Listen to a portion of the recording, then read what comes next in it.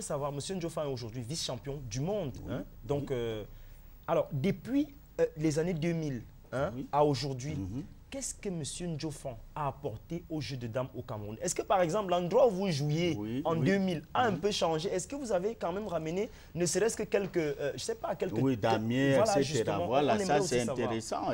Et vous me permettez également de réagir là-dessus. Il faut dire que il n'y a peut-être pas eu de tambour ni de trompette, mais j'ai eu à faire offrir du matériel à la Fédération camerounaise Jeux dames, 5000 pions, sous la présidente Bolomar, qui est d'ailleurs mon parrain en passant, et que je salue ici, et plus des pendules, une vingtaine. Mais également, moi je fais un travail beaucoup plus de fond, c'est de servir de passerelle entre les gars qui ont du talent au Cameroun et qui peuvent également aller se débrouiller comme moi ailleurs, le vendre ailleurs. Au jour d'aujourd'hui, on a au moins 5 autres professionnels qui se trouvent du côté de la France et qui sont passés par moi, je peux le dire ainsi. J'ai donc servi de parrain, de passerelle et je crois que c'est important parce que derrière, il y a des familles et en cela, je peux dire j'ai été utile pour moi, pour mon pays et pour les autres. Très bien. Comment s'appelle le ministre camerounais des Sports et de l'Éducation physique? Adoum Gargawa. Adoum Gargawa, bien sûr. Vous l'avez rencontré très souvent? Non, pas encore. Vraiment pas. Je n'ai pas encore eu l'occasion. Quelle est l'idée que vous avez de lui? Quelle idée? C'est un membre du gouvernement. Il est nommé par le chef de l'État. Bon, maintenant, l'idée... C'est un bon ou c'est un mauvais ministre? Non, ben, c'est un bon ou il fait son travail. Ce n'est pas à moi de le juger. Vous êtes mieux placé. Vous êtes des journalistes. Vous avez des éléments. Et ce que à l'époque, champion d'Afrique, vous avez été reçu en audience par l'ancien ministre tout à fait, Michel Zoa. Oui, tout à fait. Et maintenant, vous n'êtes pas reçu par Donga. Oui, vous continuez de dire je ne suis pas encore reçu. Vous n'avez pas besoin de le juger.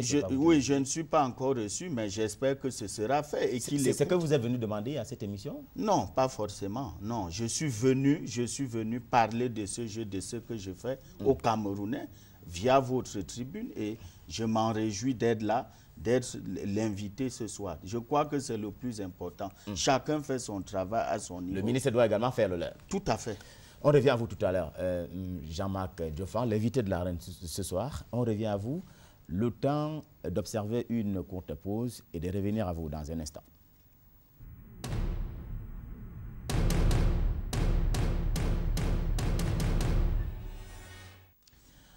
Allez, elle s'appelle Elodie Assofar, bonsoir. Bonsoir Gisela. Alors, vous allez vous intéresser à notre invité en termes de mes préférences, en lieu et place de Vanessa Mela. Alors, je vous laisse en compagnie de l'invité pour lui poser des questions liées à cette rubrique de la reine. Bonsoir monsieur. Bonsoir. Je suppose que vous êtes marié. Est-ce que vous avez sensibilisé votre épouse et vos enfants en quittant la maison pour qu'ils regardent l'émission? Ben, j'ai sensibilisé plus d'un, toute la famille, tous les amis, tous les fans et je crois que beaucoup suivent actuellement l'émission en direct. Où se trouvent vos enfants et quel genre d'établissement fréquentent-ils? Oui, je n'ai pas encore d'enfants malheureusement. Est-ce que vous avez l'habitude d'aller dans des émissions de télé? Oui, j'en ai l'habitude. Les médias, il faut le dire, quand on a atteint ce niveau, pas seulement au Cameroun, je fais les médias régulièrement. Visiblement, vous n'êtes pas à plaindre. Est-ce que vous ne vivez que de vos activités sportives? Tout à fait. Je suis un professionnel à temps plein, comment dirais-je. Je vis des rentes de tout ce qui me provient du jeu de dames. Donc, je suis purement un professionnel. Certains disent qu'on vous voit partout, y compris dans des endroits un peu animés. Vous considérez-vous comme un bon vivant? Oui, je suis un vivant et le fait que je sois damise ne m'empêche pas d'avoir des préférences. J'ai des particularités, j'aime la vie et je crois que c'est en accord avec la philosophie que j'ai de la vie.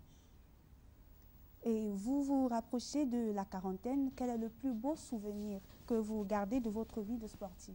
Oui, le plus beau, je dirais, c'est difficile à dire parce qu'il y en a plus. Mais vous savez, la première fois est toujours la plus importante parce qu'il y a de l'émotion dedans. Et je pense que c'est le jour où j'ai été sacré champion d'Afrique. C'était magnifique, c'était un événement extraordinaire. Et je n'imaginais jamais arriver là. Et je crois que si aujourd'hui je suis arrivé là, c'est grâce à ce titre parce que j'ai commencé à rêver depuis ce jour-là. Et le plus mauvais souvenir? Oui, ben, le plus mauvais souvenir, c'est le voyage que je fais en 2002 en Russie. Il se trouve simplement qu'il y a eu une erreur de date de visa dans mon passeport et j'ai dû passer 3 nuits, oui, à la Belle Étoile en zone internationale à l'aéroport de Moscou. Ça, je n'oublierai jamais. J'ai dû boire de l'eau de robinet, des toilettes et autres. Ce n'était pas du tout gai.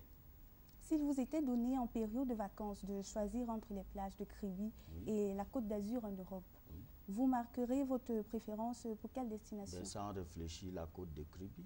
Parce qu'elle est aussi belle que la Côte d'Azur. D'ailleurs, il y a un tournoi que je joue souvent de ce côté, la Cannes. Elles sont belles, il y a du soleil. Mais croyez-moi, la Côte de Kribi mérite juste d'être valorisée et d'être montrée aux yeux du monde pour que les autres viennent. Je crois que Kribi est aussi attrayant que la Côte d'Azur. Quelle est votre couleur préférée? Le bleu. C'est quoi votre passe-temps préféré? Surfer sur Internet, écouter de la musique, regarder un bon film? Lire les journaux. Merci, monsieur. C'est moi qui vous remercie. Merci et bonne soirée à vous, Élodie. À demain pour... je rappelle que vous êtes en stage sur ce canal international. À demain à la conférence d'action. Bonne soirée à vous. Alors, Ateba Biwole, on revient à vous. Vous insistiez tout à l'heure pour avoir à poser une ou deux questions et que vous estimez très pertinentes à l'adresse de Jean-Marc. Oui, alors moi je voulais revenir un peu avec M. Ndjofon parce que je voulais savoir vraiment, véritablement aujourd'hui, c'est-à-dire qu'il faut que les Camerounais comprennent un peu. Est-ce que le jeu des dames que pratique M. Ndjofon profite à M. Ndjofon ou alors il profite au Cameroun? C'est vrai, vous représentez le Cameroun, vous représentez les couleurs nationales, c'est un honneur énorme que vous consacrez à votre pays. Mais je voudrais savoir, quel est le profit du jeune Camerounais qui voudrait aussi quitter la faculté de sciences juridiques et politiques pour jouer le jeu de dames? Qu'est-ce que vous pouvez lui donner comme... Oui, simplement, il faut dire, vous savez, mon cher Ateba, dans la vie, c'est valable pour tout le monde. Quand vous faites un choix, vous l'assumez. Qu'il soit bon ou mauvais, les conséquences, vous les assumez. Il se trouve que je n'avais jamais rêvé ou imaginé un jour me retrouver en train de jouer au jeu de dames à ce niveau et en vivre. Ça, c'est très important à dire. Maintenant, le message à passer auprès des jeunes, c'est simplement de dire qu'ils croient en ce qu'ils font. S'ils ont du talent dans un domaine, comme je l'ai eu dans le jeu de dames, ben, qu'ils foncent et qu'ils soient ambitieux et déterminés. Vous êtes maître et grand maître international. Oui. Et Ateba Biwole posait la question de modèle que vous êtes. Comment est-ce que vous pouvez amener les jeunes Camerounais? Oui, voilà. Le profit qu'un jeune Camerounais le profit. Ça, il faut le dire déjà sur le plan même de la discipline. Parce que vous savez, aujourd'hui, les jeunes, ils ont une pluralité de choix dans le divertissement avec les NTCI, les nouvelles technologies, c'est soit des laptops, ils ont la télévision, ils ont des téléphones. Donc, il est difficile aujourd'hui pour les jeunes de se concentrer sur ce qu'ils veulent faire. Vous verrez un jeune, autant il est sur un ordinateur, autant il veut regarder la télévision. Alors, la pratique des disciplines d'esprit, telles que le jeu d'âme, le bridge, le go, les échecs, contribue à quoi? À l'édification de ces jeunes aides-là, à se concentrer. Parce que chez nous, dans le jeu, le précepte, c'est réfléchir avant d'agir. Autant je prends du temps pour analyser une partie, une variante, et je fais le meilleur choix après pour pousser un pion. Ça m'aide également dans la vie. Donc, en ça, déjà, c'est un avantage, c'est positif. La maîtrise de soi, la profondeur de vision, etc. On pourrait passer une journée à vous expliquer les thèmes techniques, à entrer dans les méandres. Maintenant, de l'autre côté, jouer aux dames, l'avantage, c'est quoi? Un homme a besoin d'une tête bien faite et d'un corps physiquement entretenu.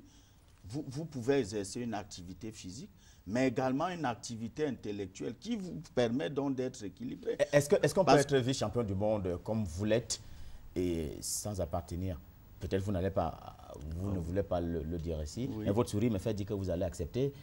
Vous appartenez à quelle loge? Mon sourire est peut-être trompeur. J'appartiens à la loge des vivants. Ça veut dire que je n'appartiens à aucune. Je ne crois pas en ça. Vous êtes franc-maçon? Pas du tout. Rosicrucien peut-être? Rien du tout. Je suis simplement Ndjofon que vous voyez là. avec ses convictions. Qui ne va jamais à l'église ou à la messe. Qui est catholique, chrétien, catholique. D'ailleurs, j'ai fait mes études primaires dans une école catholique en Colombie. Jean-Marc, moi je vais revenir un peu sur votre profil parce que je veux me refuser de ne pas vous le dire. Oui. Quand je regarde un peu vos performances entre 2000 et 2010, Tout à fait. En 2000, vous êtes champion d'Afrique à Yaoundé. Oui. Alors, mon boutiquier, quand il venait, m'a dit, dis à Jean-Marc, non, vous étiez un champion fabriqué. Pourquoi? Parce qu'entre 2010 et 2000 et 2010, vos performances n'étaient pas bonnes. Ce n'est qu'en 2009, quand vous gagnez, vous devenez recordman, que vous sortez du lot. Parce que j'ai là devant moi vos performances. Vous êtes au Sénégal. Au Sénégal, vous organisez une grève. Vous avez boudé là où on vous a logé. En 2000, je n'ai pas tout le... Mais entre 2000 et 2010, on a senti que vous étiez en baisse de régime. Vous avez fait ça sur Tosogueil en 2009. Peut-être avant de chuter avec votre question, pourquoi vous avez boudé au Sénégal? Non, j'ai pas... Vous avez boudé au Sénégal. En 2009, pourquoi vous avez mis un brassard rouge? Écoutez, c'est intéressant. Un brassard rouge, simplement, j'étais le porte-parole des joueurs. Et le ministre sénégalais de l'époque avait dit alors, s'il y a un problème, d'organisation ou qui ne va pas bien, vous avez critiqué les chambres d'hôtel. Pour nous faire si, mettez un brassard rouge. Et je l'ai fait.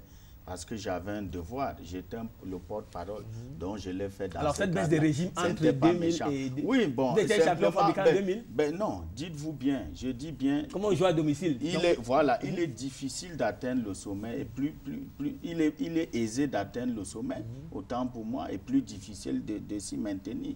Il se trouve, je vous disais tantôt, j'ai fait d'un coup d'essai, un coup de maître, donc j'ai surpris un peu. Vous déniez que vous n'étiez pas un champion fabricant en 2000? Non, je n'étais pas du tout, parce que j'ai gagné mes parce qu'on dit qu'il y a des choses pas très catholiques qui se passent à l'hôtel Fibila. Non, pas du tout. Déjà, on n'y était pas logés, nous on était logés ailleurs. D'accord. La délégation camerounaise. Donc rassurez-vous, j'ai gagné sur le damier. D'ailleurs, j'ai gagné un Camerounais à cette occasion. Il s'est laissé battre. Ben, il se trouve donc, pas du tout. On ne se laisse pas battre. On ne se laisse pas battre, non. Vraiment, c'est plus sérieux. Oui, je vais rapidement répondre. De 2000 à 2010, regardez, vous savez, on n'est pas toujours obligé de remporter la médaille d'or pour prouver qu'on est performant. Il se trouve simplement qu'en 2002, au Sénégal, je perds mon titre, mais en 2006, je rebondis, je suis médaillé de bronze à Yaoundé. Oui, c'est vrai. 2009, à Banjul, je suis vice-champion d'Afrique. C'est vrai. Entre-temps, en 2008, j'ai établi un nouveau record du monde de parties simultanées à la pendule contre 33 joueurs, avec un score de 88% dans la ville de Emelon. Ça signifie quoi, partie simultanée? À la pendule. Comme son nom l'indique, je jouais au même moment, je rencontrais 33 personnes à la fois. Comment ça peut se passer? Ben oui, c'est possible. Vous avez 33 Damien, oui, devant moi, et je joue contre eux. Et il y a une pendule pour réguler le temps, s'il vous plaît. Donc, j'établis donc un nouveau record du monde. Vous jouez contre 33 personnes à la fois. À la fois. Vous êtes un homme normal? Oui, tout à fait. Toujours, je reste normal. Simplement qu'il y a une technique pour le faire. Donc, j'obtiens donc ce que je disais tantôt. En 2010, je reconquiers mon titre. Les champions d'Afrique, c'est vrai. Voilà, des champions d'Afrique à Bamako. 2011, je rebondis, je suis médaillé de bronze au championnat du monde, à ma 6e participation de championnat du monde. Ça, c'est 2011, aux Pays-Bas. Donc, vous voyez que c'est vrai, quand en dents de scie, mais il est important, chaque fois que j'ai eu à... Ça n'a pas marché en Côte d'Ivoire en 2012. Oui, pas toujours, mais il faut voir qu'il y a la régularité, la constance dans l'effort, la persévérance. Parce que c'est un peu l'aboutissement. Chaque jour, ce n'est pas blanc. Vous n'allez pas toujours être à 100%. Parce que les autres aussi se préparent. Ils sont coriaces. Vous avez affaire à des Sénégalais et autres qui sont peut-être plus aguerris. Alors, dans ce mondial 2013, moi je suis un peu gêné. Oui. Le score avec cet Ivoirien, pourquoi ce nul? Non, je fais nul contre l'Ivoirien dans mon groupe. Parce que c'est lui qui est champion d'Afrique. Non. C'est pas lui. Je perds contre le champion d'Afrique en finale. Voilà. Oui, ben simplement, à la fin, vous savez, c'est le sport et on perd, ça arrive. Je fais une erreur d'appréciation et je perds. Mais il faut dire, pour finir, il y a une constance dans mes performances. Une constance, ça c'est très important. Vous m'avez fait dire que vous regardez là beaucoup plus l'argent. Vous vous concentrez plus sur Non, non, pas tellement, parce que Dieu seul sait si j'en ai beaucoup. Alors, combien gagne gagne un champion du monde Oui, ben simplement, vous pouvez aller sur le net, ça ne se cache pas. C'est là, d'ailleurs, je vous ai remis des règlements. Et dans le règlement, il y avait la... Vous avez peur d'être agressé au sortir de cette émission? Oui, il y avait la liste des prix. Vous avez encore... Ça peut être consulté. Non, ne vous inquiétez pas, à moins que vous allez braquer la banque. Justement, monsieur Ndiofan parle là de financement. Oui, voilà. Bon, je ne suis peut-être pas un expert en numérologie, mais tout à l'heure, vous parliez des loges. Oui. Et vous avez dit que vous avez joué contre 33 joueurs. Et on sait ce que le chiffre 33 veut dire quelque part quand on parle du 33e degré. Oui. Bon, c'était juste une parenthèse. Hein. Bon, je vais revenir sur les financements pour me poser une question. Monsieur Ndiofan, est-ce que c'est une habitude qu'on connaît ici dans les fédérations sportives? Est-ce que ce n'est pas une manière un peu de flouer parfois l'État du Cameroun quand on va demander des subventions pour faire des voyages? Parce que je me rends compte d'une chose. Parfois, vous êtes... avant d'aller à Oufa, moi j'étais au ministère des Sports, on s'est vu, je vous ai d'ailleurs fait une interview, vous vous plaignez de ce que vous n'aviez pas encore les financements pour vous rendre en Russie. Alors on s'est souvent rendu compte que parfois vous demandez des financements au ministère des Sports, vous ne les obtenez pas, mais vous parvenez quand même à voyager. C'est-à-dire que parfois vous demandez des financements alors que vous avez de l'argent. Est-ce que cet argent que vous demandez, c'est vraiment pour cette utilité-là ou alors... vous voulez quand même vous en mettre un peu dans les poches? Il se trouve que je suis peut-être un patriote de type exceptionnel parce que moi, j'ai une autre logique. Dans d'autres disciplines, quand il n'y a pas de l'argent, les gars n'y vont pas. Mais moi, j'ai payé de mes poches. Je ne compte pas le nombre de fois. Donc, quand l'État... parce que cette tâche est dévolue à l'État. Quand on dit vous représentez l'équipe nationale, c'est clair que c'est... Mais l'État doit gagner un retour. C'est-à-dire que l'État, ce n'est pas seulement aussi... il faut quand même un gain. Oui, à votre avis, qu'est-ce que l'État devrait gagner? C'est sur le plan pécunier seulement? Non. Une compétition internationale. Attends, il y a des missions régaliennes d'un État. Vous ne me dites pas que quand il faut que le bus marche, on demande ce que ça va rapporter. Il y a un service public, il y a des missions régaliennes. Qu'est-ce que l'État gagne en finançant les Lions indomptables? Autant d'argent qui sortent. C'est l'aura.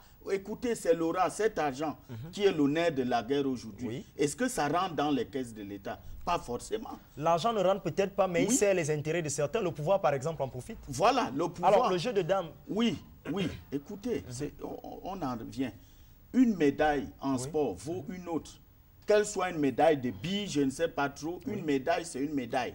C'est pourquoi on finance. Vous n'allez pas aller dire, parce que là-bas, on ne rapporte rien, on ne va pas financer. Non. Si on peut avoir des médailles, que ça peut aider au rayonnement du pays, on ne devrait pas hésiter. C'est des missions régaliennes, s'il vous plaît. Alors, et on ne va pas toujours gagner partout. L'économie est là pour faire ce travail. Ne demandez pas aux sportifs ou au sport de venir faire le travail des autres pans de la société. Est-ce que c'est ça qui explique le fait que quand vous avez rencontré le ministre Michel Joa, vous avez déchargé de l'argent?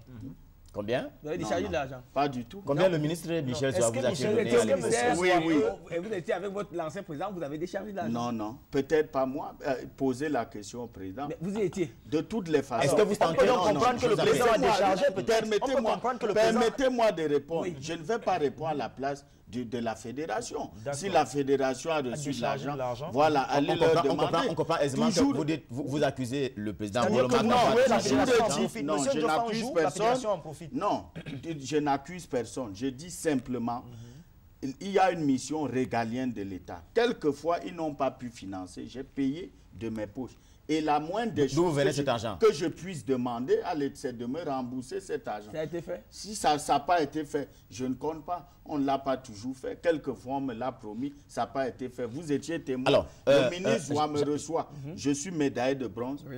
J'avais droit à une prime de podium. Je ne l'ai jamais vu, on ne m'a jamais rien donné. Pourtant, l'argent a été décaissé. Je ne sais pas si... Ça, ce sont mes sources. Voilà, si ça a été décaissé, je ne sais donc pas. Donc, vous dites... Le ministre, je veux dire, le président Bolomak a souvent déchargé de l'argent, il ne vous a rien pas rendu compte. Non. Et vous dites que le ministre Michel Joa, votre prime ne vous a pas été... et vous dites que le gouvernement camerounais vous doit de l'argent puisque vous avez préfinancé un certain nombre de déplacements. Tout à fait. Vous n'êtes pas rentré dans vos droits. En droit... Combien vous évaluez tout cela? Non, je serai en droit de revendiquer, ne serait-ce que qu'on me restitue les titres de transport, l'argent des titres de transport. À combien vous évaluez tout cela? Je ne sais pas trop à combien... une dizaine de millions, quelque chose comme ça. Mais je veux dire, chaque fois, c'est le minimum, que la nation soit reconnaissante. Et moi, je ne fais pas dans la langue de bois. Là, pour preuve, quand cette fois-ci, nous sommes allés à UFA et que le ministère a fait le minimum, je l'ai reconnu et j'ai tiré un coup de chapeau. Et quand vous dites, ce jour-là, on disait le ministère n'a rien fait, il se trouve qu'on a reçu les billets d'avion à 2 heures du déplacement. Donc, jusqu'à ce moment, au moment où vous m'interviewiez, on n'était pas encore certain de faire le voyage. Ce qu'on a fait, c'était le système B. On a pu avoir les titres de transport. On est parti. Et puis, c'est après que le représentant du ministre a suivi. Alors, les fonds n'étaient donc pas débloqués à ce moment-là. Alors, Jean-Marc Diofa, ce matin, moi, je suis passé par la cathédrale. Oui. Vos amis, vous savez ce qu'ils disent? Non. Vous êtes devenu auteur, vous ne passez plus leur rendre visite. Parce non, que vous avez pris un peu d'aide. Je ne pense pas, parce que vous le dites, hier j'y étais. Non, moi j'y étais ce matin. Et si vous dites ce matin, on est dimanche, je sais que ce n'est pas ouvert. Non, ils y étaient, moi je vous dis. Peut-être, mais je n'y étais pas. Mais croyez-moi, je passe mes journées là-bas et je suis convaincu qu'il ne pourrait pas... Quel est donc le souvenir qu'on peut avoir? Est-ce qu'on peut dire aujourd'hui que vous avez apporté un plus à ces anciens amis du ghetto? Oui, tout à fait, tout à fait. Et parce qu'ils continuent à constater qu'ils continuent à jouer sur le même tableau que dans le temps. Non, je ne joue plus là. Mais... Non, je dis qu'eux continuent à jouer avec le même tableau. Vous n'avez pas apporté des tableaux de chronomètre. Non, ben, ce n'est pas ma tâche. Il y a un rôle dévolu à la Fédération camerounaise. Moi, c'est un appui que je peux apporter et je le fais toujours. Vous allez faire comme ça, mais tu créé un centre de formation. Chaque fois que j'ai la possibilité, je le fais dans la limite de mes moyens et dans la limite des disponibilités. Vraiment, je le fais parce que j'estime que je suis parti de là et je n'oublierai jamais mes sources. Quoi qu'on dise, je sais d'où je viens. C'est pas parce que je suis devenu vice-champion du monde. Jofang restera l'homme humble. Le gars qui aime les gens, la preuve, je suis là. Le Farota est assuré à chaque fois que tu passes par là. J'aurais pu, après, repartir du côté de l'Europe. D'ailleurs, j'ai dû décommander 2 tournois. Alors, Jean-Marc Diofa, vous habitez où? Exactement. Dans quel coin du monde? Dans quel pays? Oui, comment dirais-je? Habiter où c'est... Je veux dire, je suis entre 2 pays, entre le Cameroun et les Pays-Bas. Parce que j'y suis une partie du temps et une partie du temps au Cameroun. Comme je le disais tantôt, je suis sociétaire d'un club là-bas. Et il se trouve que la compétition interclub s'étend de septembre à mars de chaque année. Alors, Diofa, attendant aux Pays-Bas, ça ne vous tente pas de changer de nationalité comme d'autres... Voilà, ben justement, c'est important de le dire. Parce que moi, j'estime que le combat, c'est ici. Et le patriotisme...